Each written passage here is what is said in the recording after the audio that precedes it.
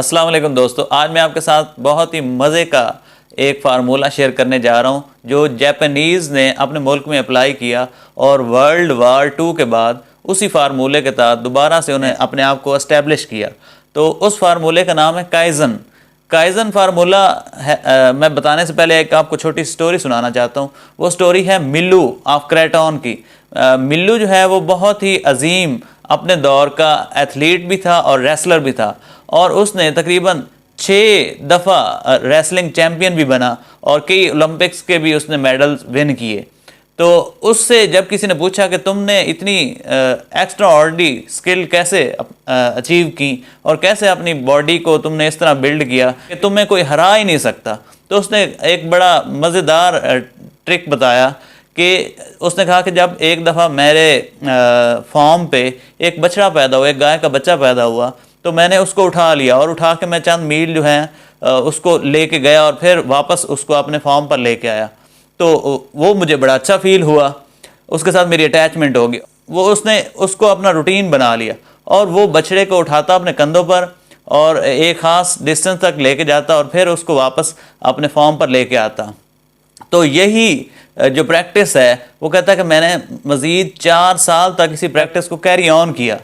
तो उस प्रैक्टिस करने के बाद तो उसको इतनी ज़्यादा मतलब ताकत उसमें आ गई, इतने मसल उसके स्ट्रांग हो गए, तो वो किसी से भी हार नहीं मानता था। उसके लिए तो ये डेली रूटीन का काम था। लेकिन मज़े की बात ये थी कि जो बछड़ा था, जो गाय का बच्चा था, वो काफ़ी तेज़ी के साथ ग्रो कर रहा था। वो डेली उसको उठाता, चंद मील सफ़र करता और फिर वापस अपने फॉर्म में आ जाता। लेकिन बछड़ा जो है वो क्योंकि ग्रो कर रहा था, 4 साल बाद जब ऐसा टाइम आया कि बछड़ा काफ़ी बड़ा हो गया, लेकिन उसके लिए डेली का काम था और वो उसको कंधों पर उठाता और उसको लेके जाता। तो वो उसके साथ जो जो बछड़ा ग्रो कर रहा था उसके मसल भी ग्रो कर रहे थे और स्ट्रांग हो रहे थे। तो इस एक्सरसाइज की वजह से वो बहुत ज़्यादा स्ट्रांग हो गया और कभी भी उसने रेसलिंग के जो रिंग है उसमें शिकस्त नहीं खाई। यही जो जापानीज़ फार्मूला है काइज़न, वो भी यही कहता है कि आप छोटे से स्टार्ट कर लो, फर्स्ट स्टेप से स्टार्ट कर लो और वो जो छोटा सा स्टेप है उसको मुसलसल करते रहें, तो इंशाल्लाह आप एक दिन ज़रूर कामयाब होंगे। मिसाल के तौर पर ये जो मुसन्निफ़ है इस बुक का, वो एक साइकोलॉजिस्ट है और वो ये कहता है, एक उसके पास पेशेंट आई जॉली, और उसने उसको सब डॉक्टर्स ने भी कहा था कि तुम्हारा वेट ज़्यादा और तुम्हें अपना 30 किलो वेट जो है वो कम करना पड़ेगा।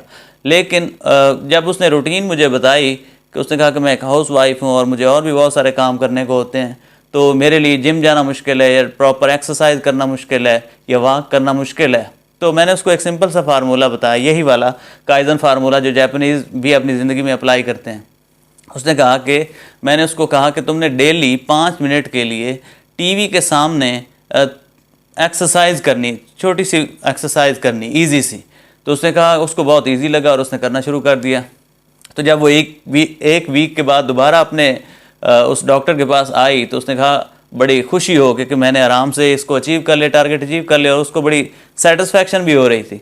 तो डॉक्टर ने कहा कि वेल एंड गुड, अब तुमने इसी को 10 मिनट के लिए इंक्रीज़ कर देना, यानी डेली तुमने 10 मिनट टीवी के सामने एक्सरसाइज करनी।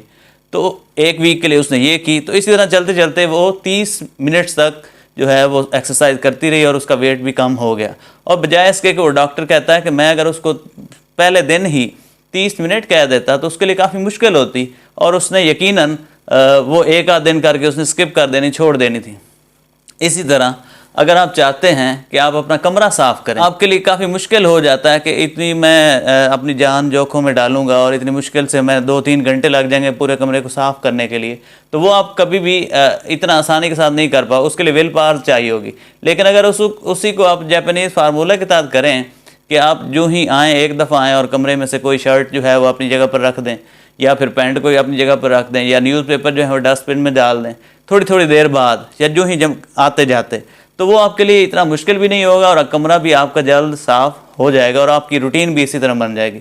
और अगर आप चाहते हैं कि मुझे पैसे बचाने चाहिए और पैसा बचाने चाहते हैं, तो जब भी आप शॉपिंग करने जाएं तो जस्ट एक आइटम जो है वो उसको कम कर लें।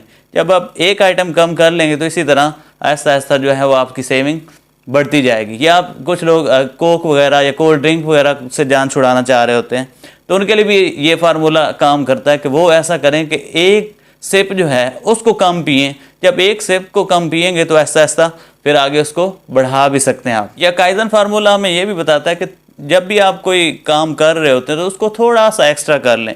जब आप थोड़ा सा टारगेट बना के थोड़ा सा एक्स्ट्रा कर लेंगे तो वो जो थोड़ा सा एक्स्ट्रा काम है वो वही आपको एक्स्ट्रा ऑर्डिनरी बना देगा। ये इसकी मिसाल एज ए स्टूडेंट मैं ये भी आपको दे सकता हूँ कि जब आप क्लास टेस्ट दे रहे होते हैं तो उस वक्त आपको इतनी डिप्रेशन नहीं होती, इतनी एंग्जाइटी नहीं होती, लेकिन एज़ कम्पेयर टू जो आपका बोर्ड एग्ज़ाम होता है, तो बोर्ड एग्ज़ाम क्योंकि हमें थोड़ा ह्यूज लग रहा होता है, बड़ा लग रहा होता है, उसमें सिलेबस वगैरह ज़्यादा होता है, टारगेट बड़ा हमें लग रहा होता है, इस वजह से हम थोड़े परेशान होते हैं, उसका हमें डिप्रेशन भी होता है। लेकिन जो क्लास टेस्ट है वो थोड़ा थोड़ा होता है, इसलिए स्टूडेंट्स जो हैं वो इतना परेशानी उसकी नहीं लेते। तो इसलिए ये जो काइजन फार्मूला है वो भी हमें ये बताता है कि आप अपने टारगेट जो है वो थोड़े थोड़े रखें, उनको अचीव करें। जब थोड़ा सा टारगेट आपके सामने होगा तो उसको अचीव करना भी आपके लिए आसान होगा।